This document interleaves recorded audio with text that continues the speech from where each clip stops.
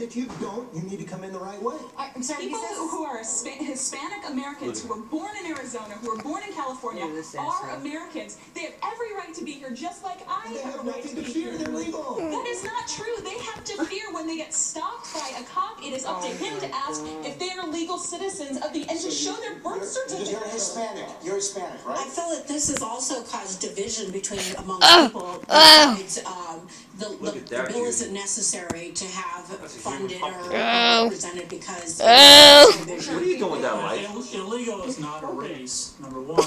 And Phoenix is now the kidnapping capital of the world. There's a way to do immigration right, and there's a way to do it wrong. It's being done wrong and needs to stop. It has attention against Hispanic people. Where are the people that wanted it that vote online? Girl goes to work and is arrested at McDonald's and held for 13 hours for questioning.